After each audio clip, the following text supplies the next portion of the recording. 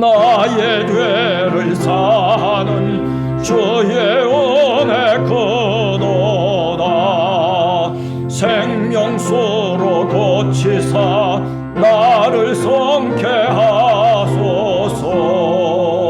생명수는 예수니 마시게 하시옵고 샘물처럼 내 맘에 솟아나게 하소서.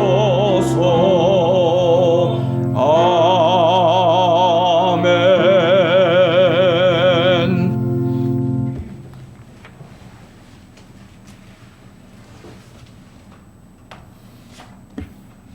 네, 다 같이 기도드리겠습니다. 사랑과 은혜가 많으신 하나님 아버지, 주님, 오늘도 제가 이렇게 이 자리에 나와서 주님께 예배를 드릴 수 있게 인도하심 너무나 감사합니다. 주님, 아직도 코로나 바이러스의 확산이 끝나지 않은 채 또다시 대유행이 시작되고 있습니다. 주님, 전 세계적으로 400만 명이 넘게 목숨을 잃은 이 전쟁터 같은 상황 속에서도 우리가 이 자리에 이렇게 건강하게 오늘 예배를 함께하게 하심 너무나 감사합니다. 하지만 주님, 이 전쟁터 같은 상황 속에서 너무나 많은 이들이 고통을 받고 있습니다. 주님, 육체적인 고통뿐만 아니라 물질적인 어려움으로도 많은 이들이 고통을 받고 있고 전 세계적으로 빈부의 격차는 더욱더 심해져 가고 있습니다. 주님, 주님의 사랑을 받고 있는 우리가 이런 어려울 때 더 어려운 이웃에게 눈을 돌리고 더 어려운 이웃에게 내 몫을 나눠줄 수 있는 그런 용기를 허락하여 주시옵소서. 주님, 우리는 주님이 말하시는 내 이웃을 내 몸과 같이 사랑하라는 말씀과 또 이 말씀을 몸소 십자가에서 보여주신 그 모습들을 보면서 어쩌면 주님의 말씀이 내가 다가가기엔 너무나 두렵고 어려운 그런 고난의 모습으로만 그려진 것이 아닌가 반성해 봅니다. 주님, 오늘같이 이렇게 힘든 상황을 돌이켜보면 주님께서 우리에게 원하시는 그런 모습들이 목숨을 내어거는 그런 희생이라기보다는 그냥 간단한 상생이라는 그런 단어로 설명할 수도 있을 것 같습니다. 주님, 말씀하신 그런 십자가의 길을 너무나도 어렵고 두려운 길이라 생각하지 않게 하시고 우리가 임하는 그곳에서 이웃을 위해서 상생의 길을 찾아가는 그런 사람들이 될 수 있도록 인도하여 주시옵소서. 주님, 제가 예전에 주님께 기도를 했었습니다. 항상 행복하게 해달라고 계속해서 기도를 했었습니다. 그때 주님께서 제게 말씀을 해주셨습니다. 내가 너를 이렇게 사랑하는데 너는 왜 자꾸 행복해달라고 하느냐? 이보다 더 큰 행복이 무엇이 있느냐? 그렇게 주님께서 말씀해 주셨습니다. 주님, 우리 함께하는 교회 성도님 모두가 하나님의 사랑이라는 가장 큰 행복을 가슴에 느끼며 이 어려운 상황을 행복하게 이겨낼 수 있도록 함께하여 주시옵소서. 이 예배의 말씀 속에서 성령님께서 함께하여 주시고 이 시간을 주님께서 주관하여 주시옵소서. 또 주님, 아직도 찬양하지 못하는 우리 샤론 성가대를 긍휼히 여기시고 조속히 찬양이 흐르는 그런 예배가 될 수 있도록 주님께서 역사하여 주시옵소서. 주님, 이 모든 것을 주님께 맡기오며 살아계신 예수 그리스도의 이름으로 기도드립니다. 아멘.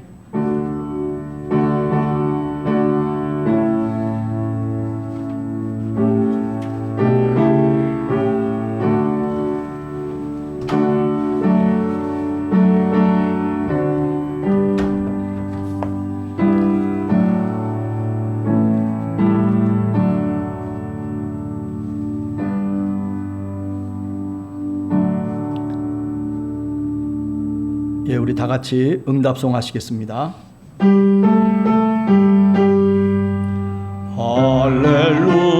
할렐루야, 할렐루야, 할렐루야, 할렐루야, 할렐루야,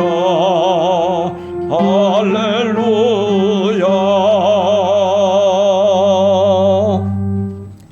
오늘 우리에게 주시는 하나님의 말씀 구약성경 출애굽기 14장 13절에서부터 28절까지 말씀 저희가 하나님의 말씀 읽도록 하겠습니다. 구약성경 102쪽입니다. 우리 오성근 집사님 나오셔서 봉독해 주시겠습니다.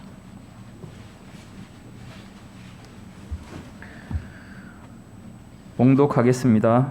모세가 백성에게 이르되 너희는 두려워하지 말고 가만히 서서 여호와께서 오늘 너희를 위하여 행하시는 구원을 보라. 너희가 오늘 본 애굽 사람을 영원히 다시 보지 아니하리라. 여호와께서 너희를 위하여 싸우시리니 너희는 가만히 있을지니라. 여호와께서 모세에게 이르시되 너는 어찌하여 내게 부르짖느냐. 이스라엘 자손에게 명령하여 앞으로 나아가게 하고 지팡이를 들고 손을 바다 위로 내밀어 그것이 갈라지게 하라. 이스라엘 자손이 바다 가운데서 마른 땅으로 행하리라. 내가 애굽 사람들의 마음을 완악하게 할 것인즉 그들이 그 뒤를 따라 들어갈 것이라.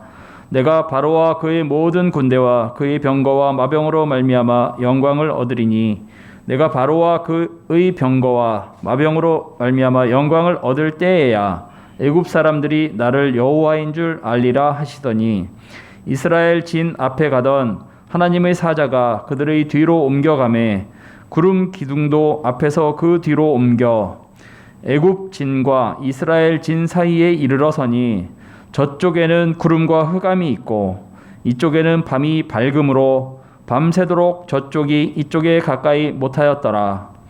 모세가 바다 위로 손을 내밀매 여호와께서 큰 동풍이 밤새도록 바닷물을 물러가게 하시니 물이 갈라져 바다가 마른 땅이 된지라. 이스라엘 자손이 바다 가운데를 육지로 걸어가고 물은 그들의 좌우에 벽이 되니 애굽 사람들과 바로의 말들 병거들과 그 마병들이 다 그들의 뒤를 추격하여 바다 가운데로 들어오는지라. 새벽에 여호와께서 불과 구름 기둥 가운데서 애굽 군대를 보시고 애굽 군대를 어지럽게 하시며 그들의 병거 바퀴를 벗겨서 달리기가 어렵게 하시니 애굽 사람들이 이르되 이스라엘 앞에서 우리가 도망하자. 여호와가 그들을 위하여 싸워 애굽 사람들을 치는도다. 여호와께서 모세에게 이르시되 내 손을 바다 위로 내밀어 물이 애굽 사람들과 그들의 병거들과 마병들 위에 다시 흐르게 하라 하시니 모세가 곧 손을 바다 위로 내밀매 새벽이 되어 바다의 힘이 회복된지라. 애굽 사람들이 물을 거슬러 도망하나 여호와께서 애굽 사람들을 바다 가운데 엎으시니 물이 다시 흘러 병거들과 기병들을 덮되 그들의 뒤를 따라 바다에 들어간 바로의 군대를 다 덮으니 하나도 남지 아니하였더라. 아멘.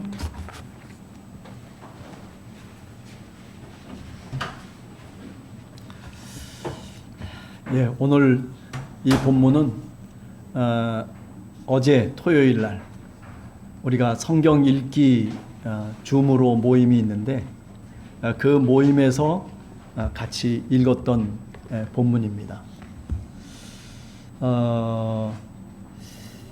애굽 바로 왕의 군대와 그리고 모세의 이스라엘이 오늘 이렇게 본문 속에서 전개하는 홍해를 건너는 이 장면은 언제 벌어진 장면이냐면 한밤중에 벌어진 스펙타클한 그런 사건의 장면입니다. 이스라엘 백성이 도망했다는 그 사실이 애굽의 왕 바로의 귀에 알려지면서 이 사건이 이제 시작되고 있습니다. 그래서 5절에 보면 그 백성이 도망한 사실, 그것이 애굽 왕에게 알려졌기 때문에 그래서 바로가 마음을 바꾸어서 이제 추격하기 시작했다라고 하는 것을 본문이 말하고 있습니다. 마음이 완악해진 바로는 사실 10가지의 재앙을 겪으면서 이스라엘을 노예로 삼고 또 이스라엘을 자신의 수중에 넣는 그 일을 일단 포기했었습니다. 그렇게 포기했기 때문에 어찌 보면 이스라엘이 430년 동안 애굽의 종살이를 하고 있다가 이제 애굽의 바로로부터 묶여 살던 그 노예 생활을 벗어날 수가 있게 되었다 하는 말씀입니다. 사실 10가지 재앙들 중에 우리가 잘 아는 맏아들이 다 죽는 그 유월절 사건, 그것 역시도 한밤중에 일어난 사건이었습니다. 그래서 12장 42절을 우리가 읽어보면 이 밤은 그들을 애굽 땅에서 인도하여 내심으로 말미암아 여호와 앞에 지킬 것이니 이는 여호와의 밤이라 이스라엘 자손이 다 대대로 지킬 것이니라. 그러면서 유월절의 이야기를 출애굽기가 우리들에게 하고 있습니다. 한밤중에 일어난 사건입니다.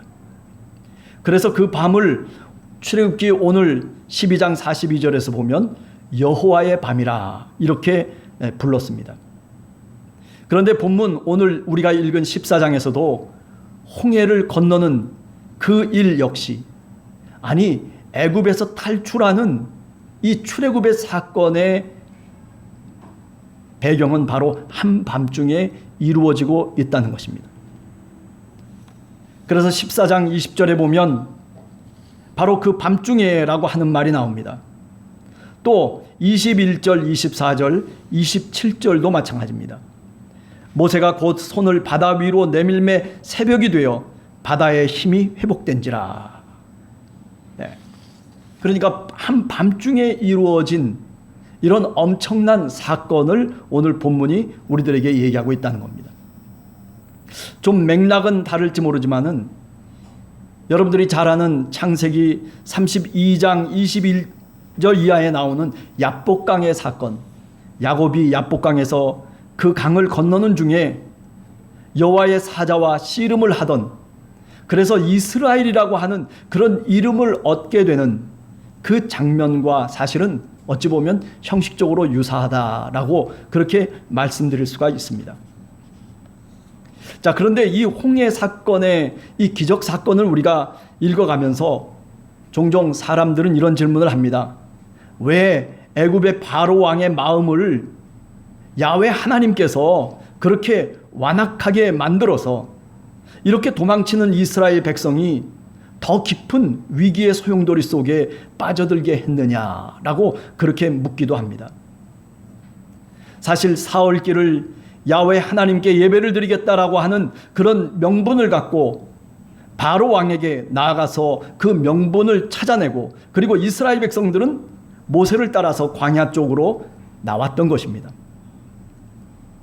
그런데 그들이 다 출애굽을 하는 소식을 듣고서는 바로 왕과 그리고 애굽의 백성들이 병거 600대와 그리고 온 군대를 대동해서 급하게 마음을 바꾸어서 추격해 오기 시작했던 것입니다. 9절에 보면 애굽 사람들과 바로의 말들, 병거들과 그 마병과 그 군대가 그들의 뒤를 따라 바알스본 맞은편 비아히롯 곁 해변 그들이 장막 친 데까지 이르렀다. 이렇게 설명을 해놓고 있습니다.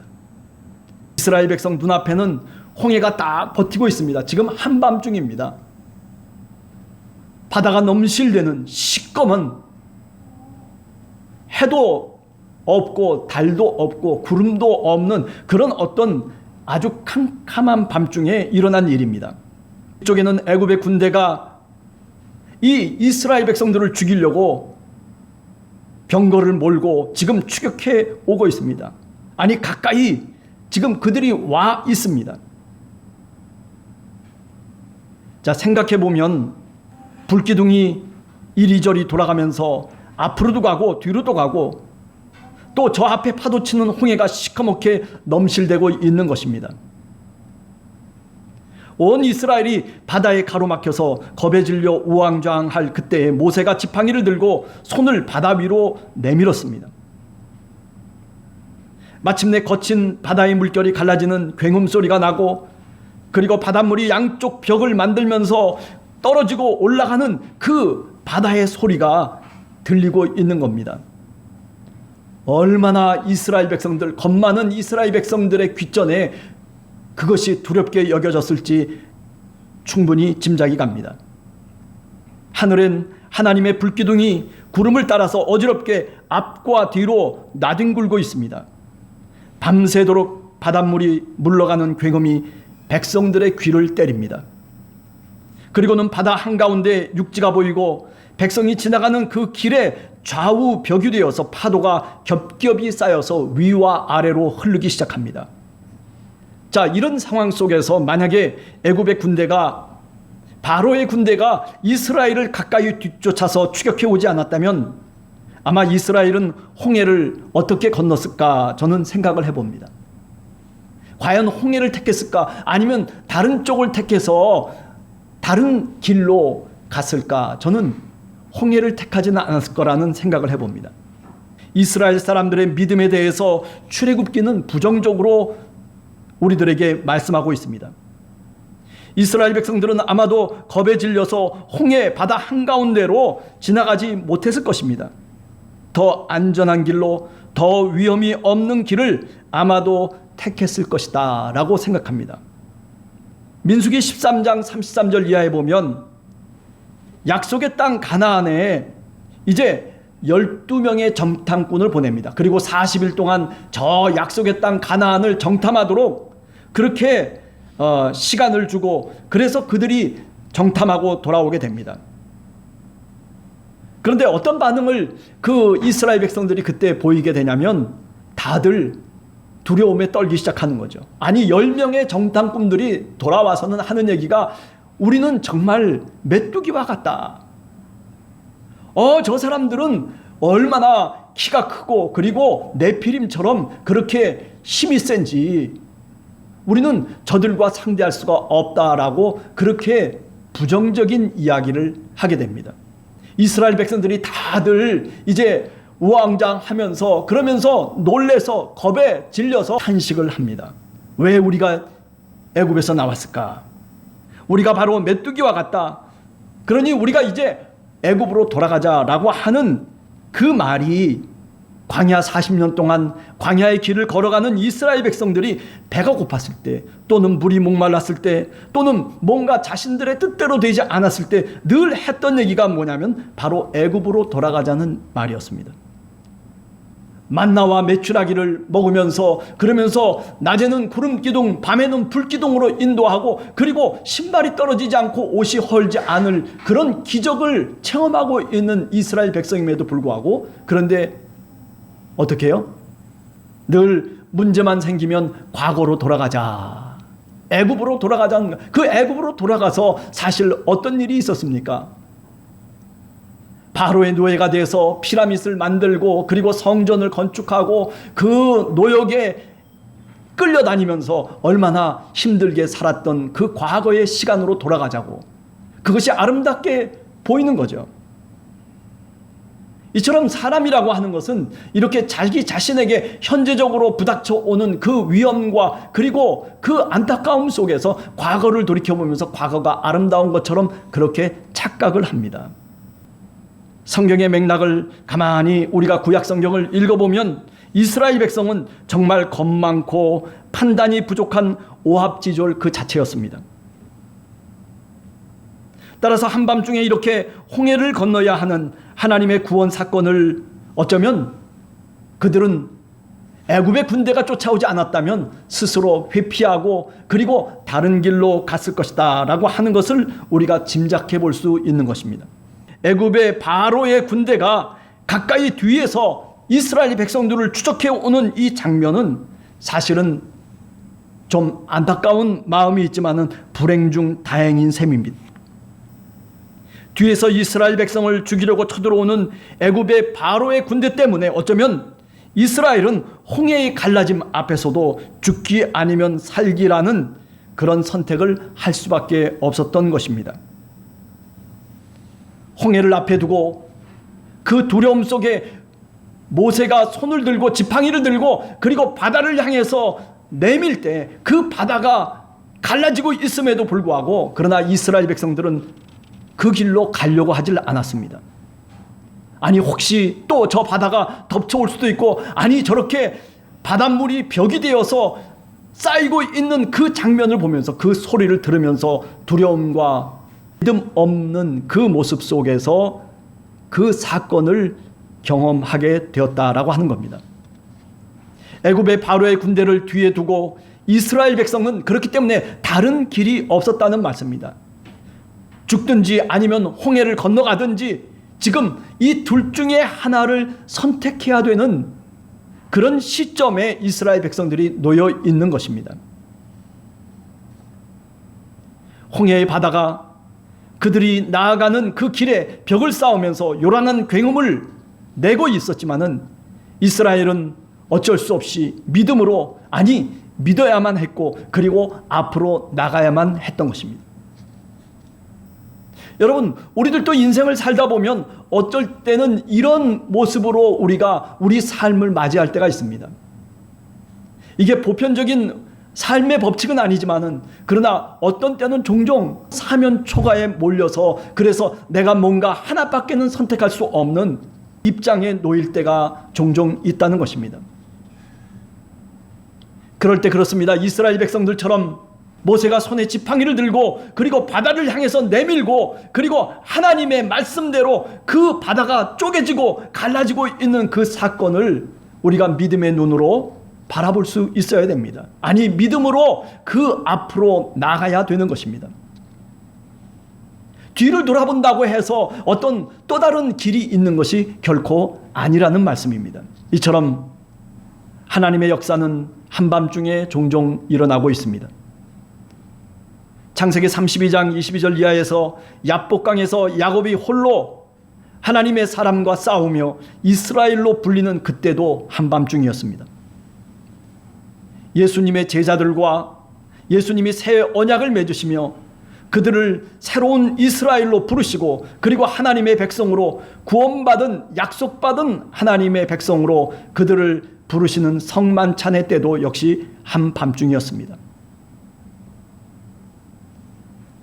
사도행전 16장 6절에서 10절에 보면 사도 바울이 복음을 전하던 아시아에서 이제 빠져나와서 드로아 항구에서 저 마케도니아 그리스로 복음을 전파하기 위해 새롭게 자신이 결심하며 그리고 그곳으로 건너가는 그 환상의 부름도 역시 한밤중에 일어난 사건이었습니다.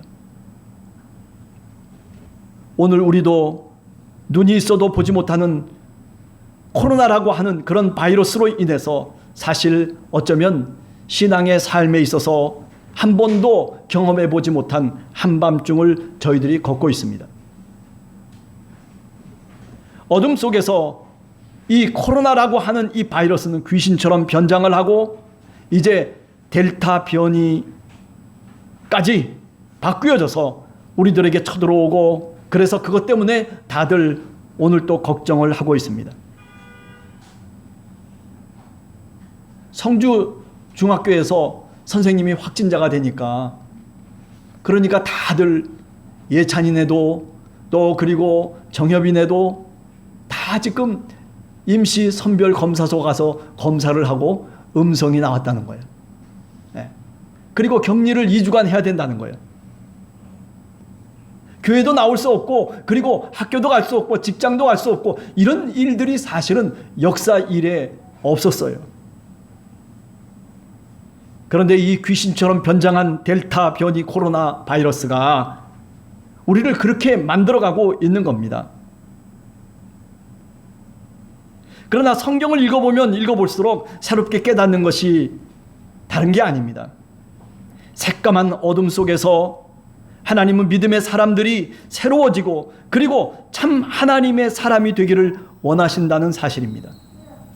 한밤중에 아무것도 보이지 않는, 지척이 가늠할 수 없는 그 위기 속에서도 하나님은 당신이 선택한 하나님의 백성들이 좀 더 새로워지고 좀 더 하나님이 원하는 그 뜻대로 사는 믿음의 사람이 되기를 원하신다는 말씀입니다. 따라서 지금 코로나의 시기는 어쩌면 우리가 새로워져야 되는 신앙 갱신의 기간이라 저는 생각합니다. 그동안 우리가 소홀히 여겨왔고 그리고 우리가 잃어버렸던 신앙의 본질을 정말 회복해야 하는 시간입니다. 하나님의 말씀으로 돌아와서 참 신앙의 모습, 참 신앙인의 모습을 우리 한 사람 한 사람이, 우리의 교회가 회복해야 한다는 말씀입니다.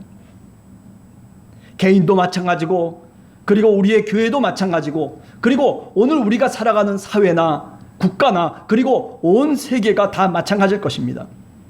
오늘 비록 우리가 예배 또 그리고 교회 생활도 제대로 못하는 그런 엄중한 시기 속에 우리가 있지만은, 하나님은 바로 이때 우리를 참 크리스찬으로 거듭나도록 훈련하시기를 원하신다는 것을 우리가 다시 깨달아 알기를 원합니다. 한밤중이라고 많은 사람들이 핑계를 대고 많은 사람들이 겁을 내고 있지만은, 그러나 그 속에서 하나님이 하시는 일을 우리가 믿어야 합니다. 본문에서처럼 홍해가 갈라지며 어두움을 밝게 밝혔던 하나님의 역사를 오늘도 우리는 가만히 우리 마음속에 생각해야 됩니다. 그리고 이스라엘 백성들처럼 우리가 하나님을 바라보며 하나님을 믿으며 그리고 지금까지 살아왔던 삶의 그 길을 다시 계속해서 우리가 가야 합니다. 출애굽기 14장 14절에 있는 말씀처럼 여호와께서 너희를 위하여 싸우시리니 너희는 가만히 있을지니라. 어저께 우리가 성경 공부하면서도 이 이야기를 잠깐 했습니다. 어려울 때 우리가 내 힘대로 내 뜻대로 그저 발버둥 치면서 우리가 애를 쓰며 그렇게 내가 해결하려고 애를 쓰는 것, 우리 당연한 모습이라고 생각합니다. 그러나 어떤 때는 우리가 우리 힘으로 애를 쓰다가 결국에는 우리가 그 속에 빠져들 때가 있다는 사실을 잊지 말아야 됩니다. 하나님이 어떻게 우리 가운데 역사하시는지, 하나님이 우리를 위해서 어떻게 싸워 주시는지, 아니 하나님이 우리를 어떻게 이끌어 가시는지를 우리가 조용히 그리고 가만히 우리의 마음을 내려놓고 한 번 더 깊이 생각해야 된다는 말씀입니다. 마태복음 14장 22절 이하에 보면 거친 풍랑 속에서도 겁에 질린 제자들을 찾아오시는 주님의 모습을 우리가 다시 만나게 됩니다. 다들 제자들이 노를 지면서 이젠 더 이상 어떻게 할 수 없다라고 그렇게 지쳐서 그래서 모든 것을 포기하고 있을 그때에 주님께서